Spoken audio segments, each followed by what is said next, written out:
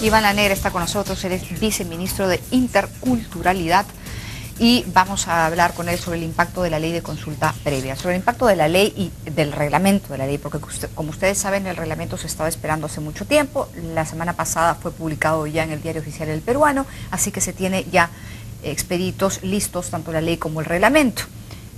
¿Cuáles son las consecuencias? ¿Cuál es el impacto de una ley de este tipo? ¿Por qué es importante para el país? ¿Qué tiene que ver con las inversiones? ¿Qué tiene que ver con la posibilidad, por ejemplo, de que se invierta más, de que haya más trabajo, de que se genere más empleo y que por lo tanto los ingresos de los peruanos crezcan? Gracias por estar con nosotros, viceministro. Buenas noches. Buenas noches, gracias Jimena por la invitación.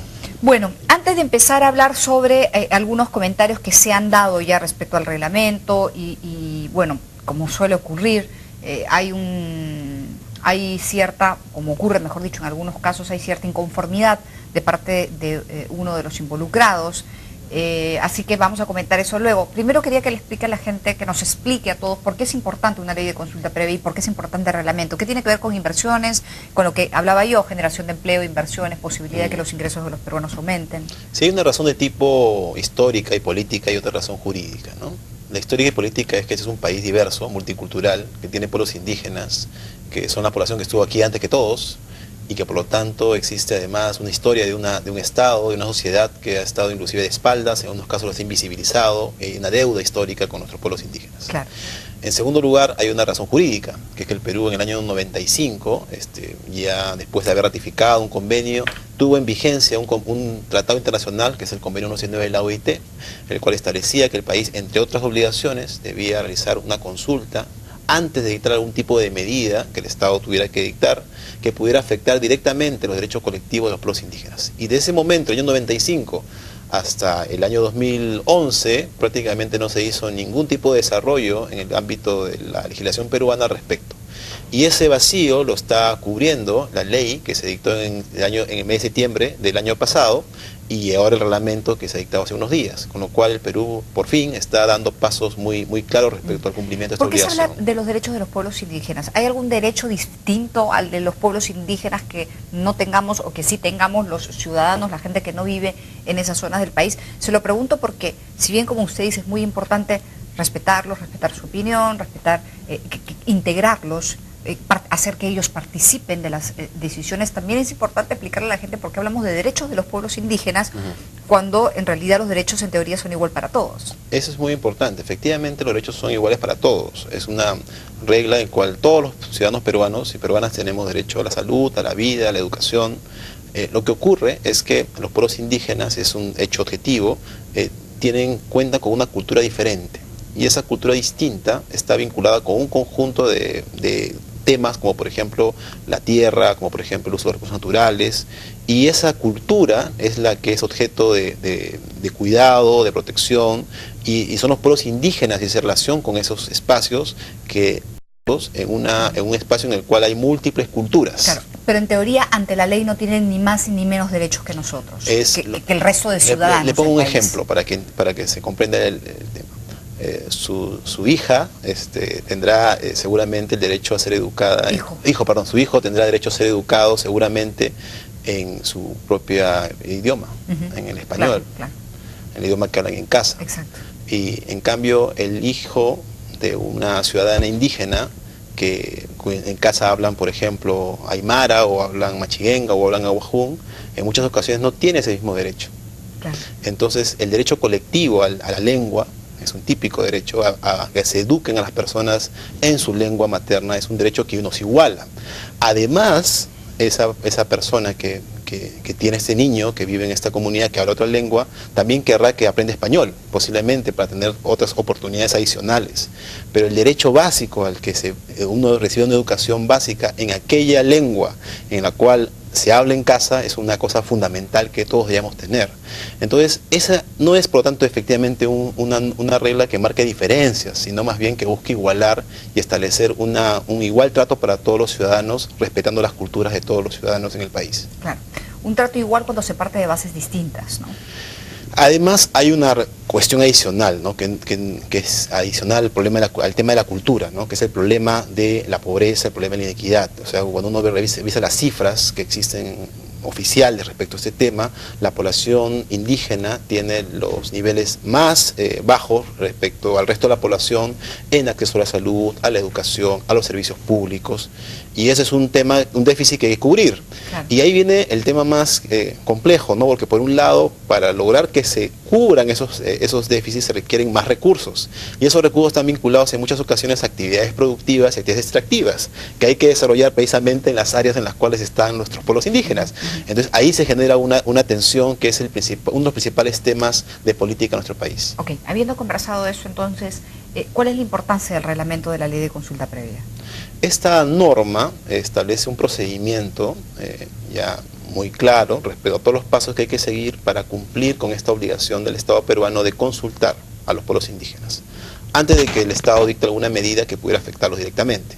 Entonces, el procedimiento que estableció este reglamento ya establece plazos, establece responsabilidades, define cuáles son las obligaciones mínimas que hay que satisfacer en cada una de estas etapas, y además establece un conjunto de garantías, de tal manera que si hay algún problema, algún cuestionamiento, alguna queja respecto al procedimiento, también hay un conjunto de pasos preestablecidos sobre qué hacer. Con lo cual ya permite tanto a los pueblos indígenas como al Estado, pero también a terceros interesados en el desarrollo de estos proyectos, saber cuáles son las reglas de juego. Y creo que eso es lo más importante en este caso. Ok, sin embargo, no todos están contentos con la forma en la que se ha redactado el reglamento. Perdón, antes de esta pregunta, muy cortito, ¿cómo beneficia a los peruanos el hecho de que finalmente se haya sacado la ley y el reglamento? ¿Qué tiene que ver con las inversiones y con la posibilidad de tener más ingresos como país? Que era lo que le preguntaba al inicio. Aunque no solo tiene que ver con inversiones, porque la consulta también tiene que ver con otro tipo de medidas, el tema de las inversiones son lo más, digamos, relevante en un contexto como el nuestro, en el cual muchas actividades extractivas se realizan precisamente en zonas donde hay pueblos indígenas. Entonces, muchos de los conflictos sociales... Uno no puede llegar simplemente claro, y atropellar a la gente. Muchos conflictos sociales, muchos de los problemas que hemos tenido como país respecto al tema, tienen como origen precisamente la ausencia de mecanismos institucionalizados de diálogo que permitan de manera muy temprana atender estas preocupaciones.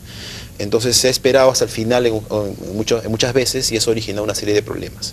Lo que quiere este reglamento es evitar estas circunstancias y más bien generar políticas donde existan tanto beneficios para los pueblos indígenas como también oportunidades para el desarrollo. Se busca una licencia social, básicamente. Donde ¿no? sea, además, bajo estándares apropiados que aseguren de que los derechos van a ser debidamente garantizados. Se busca una licencia social que es la que buscan todos los proyectos privados o la actividad privada cuando llega a un lugar, más allá de que exista un pueblo indígena o o la actividad, la empresa llegue a Lima o a Cajamarca o al norte o al sur, o sea, porque tiene que existir una licencia social, es decir, la gente tiene que estar de acuerdo con que la actividad se desarrolle. Eso es cierto, efectivamente el tema de asegurar una buena vecindad, una buena convivencia es clave para cualquier tipo de actividad, pero hay dos diferencias centrales. Una, aquí el actor responsable es el Estado. Durante mucho tiempo ha habido una preocupación de que sean las empresas las que tengan que hacer el relacionamiento con las comunidades, que el Estado esté un poco aparte y que no cumpla su rol. Esta norma lo que pone delante es al Estado. Es el Estado el que se acerca a las comunidades, a los pueblos indígenas y trabaja con ellos. Y el segundo tema importante es que esta es una norma que no implica que aquel que no esté incorporado en ella como pueblo indígena deje de tener derechos. Exacto. No, el resto, como hemos visto al inicio, tiene un conjunto de derechos de protección de la propiedad, protección de los derechos a la salud, porque la vida, alguien podría el ambiente. Pensar, pero eso es los pueblos indígenas, pero si llega una empresa a mi ciudad, a mi barrio, ¿yo qué hago? No hay ley de consulta previa, o sea, ¿qué leyes rigen? No hay ley de consulta para pueblo indígena, pero hay mecanismos, ¿no? de participación, mecanismos de derechos, una serie de mecanismos de derechos de participación disponibles, y lo que también hay que hacer es muy importante ir elevando los estándares de los mecanismos de participación ciudadana, que es otro tema que también es clave en la agenda, en el cual el Ministerio de la Media también está trabajando en ver cómo eso se puede ir mejorando. ¿Y eso qué quiere decir? ¿Que se van a modificar normas? No, lo que ellos ya además se ha señalado, ¿no? El estudio de impacto ambiental es un instrumento que requiere mejorarse, fortalecerse. Sí, lo ha dicho además el presidente Humala, lo que ha mencionado el día de hoy, o lo que ha mencionado, el presidente, el señor Pulgar Vidal, Dice que el Ejecutivo evalúa solicitar a las mineras planes para impulsar la inclusión de las comunidades en la zona de influencia de sus proyectos. ¿Ustedes van a estar a cargo de esta iniciativa? No, ese es el caso del instrumento vinculado con los instrumentos ambientales, eso es tarea del Ministerio del Ambiente, pero hablan de que incluye social. A todos, pero es el tema, incluye a todos, indígenas o no indígenas. En el caso de población indígena, además tenemos el mecanismo de consulta para pueblos indígenas, que es un mecanismo especial creado para esta situación de diálogo intercultural que hemos conversado. Okay. Bueno, lamentablemente no todos los involucrados están de acuerdo con el reglamento. Bueno, suele ocurrir en una democracia, obviamente se tienen opiniones distintas y se discuten las mismas. Dice, ADICEP dice que es la Asociación Interétnica de Desarrollo de la Selva Peruana, dice que van a interponer una demanda de inconstitucionalidad contra este dispositivo porque, dice, la ley de consulta es tramposa, porque si las comunidades originarias, tras la conversación con el gobierno, no desean que se den concesiones petroleras en su territorio, no tienen la decisión final, sino que es el Ejecutivo el que establece los procedimientos. Sí, ese es un tema que hay que explicarlo con mucha claridad, ¿no? La ley de consulta que se aprobó en septiembre del año pasado es prácticamente el mismo texto que se aprobó en mayo del 2010 y que luego fue observado. Recordarás que el gobierno anterior observó esa ley y más bien eso originó una protesta por parte de las organizaciones indígenas indicando de que no, esa ley debía que ser aprobada tal como fue aprobada en mayo del 2010 sin observaciones. Lo que hizo el presidente Humala, además honrando un compromiso, es precisamente aprobar la ley que se había dictado en mayo, prácticamente con el mismo texto, y ahora es lo que ha surgido un nuevo argumento, indicando que esa ley que se pidió es una ley que va en contra de la Constitución, en contra del Estado de Derecho, en contra del Convenio 69. Yo debo decir que el Convenio 69 de la OIT. Yo debo decir que eso no es correcto. Eso no es correcto. ¿Por qué no es correcto? Porque, por ejemplo, en ese punto, ¿no?, referido al tema de si el Convenio 69 o la Constitución establecen que la consulta y su resultado debe ser siempre vinculante, ¿no?, sin importar si hay un acuerdo o no hay un acuerdo. Evidentemente, si hay un acuerdo, desde luego, como todos los contratos, si las partes están de acuerdo en un determinado tema, hay que respetar esos acuerdos. Pero si no hay acuerdo, le corresponde al Estado finalmente tomar una decisión sobre el tema. Ellos plantean que no. Eso no está en el Convenio 69. Eso no está en la Constitución, eso no está en la legislación. Pero no puede estarlo tampoco, viceministro, porque, digamos, hay un bien común que debe estar por encima del bien particular o del bien de un porcentaje menor de la población. Yo no soy abogada, pero la lógica me dice que yo tengo que gobernar para las mayorías, no para las minorías, sin que esto tenga que ver que en este caso la minoría es una población indígena. Sí. Lo puede ser un ciudadano de mucho dinero como un ciudadano de muy poco dinero. Lo importante es que el Estado busque el bienestar común y este bienestar común debe estar por encima del bienestar particular, ¿no? Es cierto, pero también el Estado nos da una serie de garantías para evitar la arbitrariedad. Exacto, por ejemplo. Y por eso está la ley de consulta previa, exactamente, justamente. Pero también otro tipo de garantías. Por ejemplo, la propiedad comunal debe estar debidamente garantizada, como cualquier propiedad. Es decir, nadie puede, por ejemplo, interponer, digamos, una decisión administrativa para quitarle la propiedad a una persona. Eso no es admisible para ningún propietario. Exacto, sí. Entonces, evidentemente, tiene que haber un conjunto de garantías al respecto. Por esa razón, el propio reglamento reconoce, ¿no?, que si voy a hacer un desplazamiento, por ejemplo, un desplazamiento de población, sacándolo del lugar de sus tierras y llevarlos a otro lugar, que debería ser una cosa excepcional, eso requiere evidentemente, ¿no?, el consentimiento de los pueblos indígenas. ¿Usted ¿no? cree que esta demanda de inconstitucionalidad proceda? No, a ver, en el caso del Tribunal Constitucional hay que recordar tres cosas. Uno, que el Tribunal Constitucional ha saludado esta ley. Dos, que el Tribunal Constitucional ha mencionado ya el texto de esta ley en una sentencia, la 0022 del 2010, donde señaló que esa ley era un buen paso, tomaba nota de este tema y además incorporó lo que estaba en esa ley dentro de la sentencia. Es decir, tomó en cuenta lo que la ley había propuesto, el proyecto en ese momento, y lo incorporó dentro de su propia decisión como criterios a adoptar. Y en tercer lugar, concretamente al caso de lo que se ha señalado aquí respecto al tema del veto, que finalmente es eso, el tema del veto, el propio tribunal ha señalado en una sentencia de que no se puede entender la consulta como un veto. Y eso ya lo he dicho en una sentencia. Por lo que tiene que velar el Estado, en definitiva, es que, por ejemplo, en el caso de explotación de recursos naturales, recursos que debajo de la tierra son de todos los peruanos, y por eso hablaba del bienestar, el bienestar colectivo, ¿no es cierto?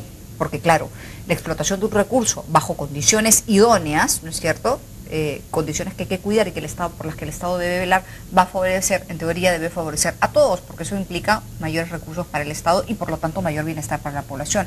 Pero lo que hay que cuidar mucho es que estas personas no solamente sean consultadas, sino que sus opiniones se tomen en cuenta. Entonces, en ese momento en el que ellos opinan, en el que ellos solicitan, en el que ellos requieren determinadas cosas en medio de este diálogo, el Estado tiene que velar porque estas personas sean favorecidas con este proyecto y que más allá de que eventualmente pueda perjudicarse en algo su modus vivendus, ¿no es cierto?, puedan también verse beneficiadas. De repente el contrato en particular o los contratos en particulares pueden lograr un mayor beneficio para la población de la zona de influencia. Absolutamente ¿no? de acuerdo, pero además es muy importante entender, y por eso la diferencia con otros casos. El derecho a la consulta se desarrolla en el marco de un contexto multicultural. Entonces lo que ocurre es que lo que no puede pasar es que el Estado, digamos, reemplace al pueblo indígena respecto a la clasificación o a la calificación de lo que es bueno o malo. Claro. Porque el pueblo indígena desde su propia perspectiva cultural puede pensar que hay ciertas cosas que le parecen mejores que otras, que desde nuestro punto de vista no es así. Es distinto. Entonces, eso es lo que hace la diferencia. Cuando el Estado presupone que lo que es bueno para él ya es lo bueno para el pueblo indígena, ahí se generan los conflictos. Por eso hay que Pero escuchar. por eso que hay que escuchar, es el elemento clave, escuchar. Y la otra cuestión que es muy importante es que efectivamente la decisión que adopta finalmente el Estado no puede afectar derechos.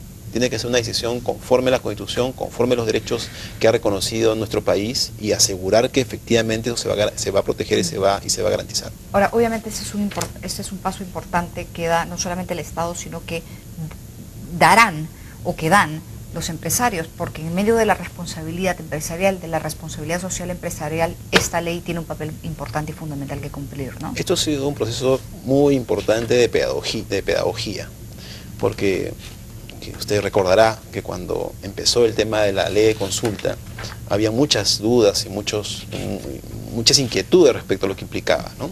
Y inclusive oposición en algunos casos, no hay que decirlo, ¿no? Había oposición a la consulta y a su desarrollo.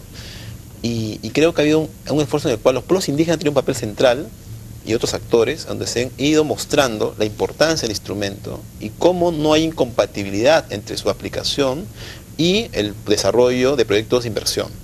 Pero lo que hace la diferencia es que es proyectos de inversión hechos de una buena manera y respetando estándares sociales y respetando derechos. Esa es la diferencia. Tengo que terminar, 2 preguntas rapiditas para concluir. La primera es si estas entonces sugerencias, estas opiniones de parte de ADC van a hacer cambiar de opinión al Estado y si el reglamento podría modificarse. Esa es la primera pregunta. La segunda tiene que ver con las inversiones, porque parte, como usted decía, parte de esta ley de consulta previa está vinculada a inversiones. ¿Se tiene concretamente un número de cuántos proyectos podrían seguir su curso, seguir su camino ya con el reglamento listo? Ya, respecto al primer tema, siempre las leyes pueden modificarse y mejorarse. Siempre, o sea, siempre factibles. Igual el reglamento ocurre lo mismo. Ahora hemos sacado esta norma, ya la práctica y la implementación nos dirá qué cosa funciona, qué funciona bien, qué funciona mal, y ya tenemos que hacer ajustes. Eso es inevitable. Pero después de aplicarla misma, pero después de aplicarla, no ahora. Pero lo que sí tenemos claro nosotros es que la norma es completamente compatible con la Constitución y el Convenio 69. Eso sí. Yeah. Y el segundo tema, nosotros tenemos la cuestión de la base de datos oficial, que estamos ya terminando su elaboración, y que nos va a servir precisamente para ubicar los proyectos de inversión y otras decisiones del Estado con esta base de datos, y nos va a dar una mayor claridad respecto de los proyectos que requieren ser consultados. Ya, no se tiene un número todavía, no se sabe cuántos son. Hasta que podamos reunirnos con todos los sectores. ¿Cuántas inversiones están involucradas? No hasta que tengamos información completa y la podamos discutir de una manera muy seria, muy responsable con todos los actores que están involucrados en este tema, pero no tenga duda que esto además se va a cumplir entre los plazos que se han planteado. Es decir, el plazo para tener la base lista es inicios de mayo, o sea que no hay ninguna duda que eso va a estar a tiempo y disponible para otros actores involucrados. Gracias, viceministro, por acompañarnos. No, a ustedes, muchas gracias. Iván La Negra, viceministro de Interculturalidad, ha estado con nosotros, hemos estado conversando con él sobre el impacto de la ley de consulta previa. Vamos a una pausa y volvemos.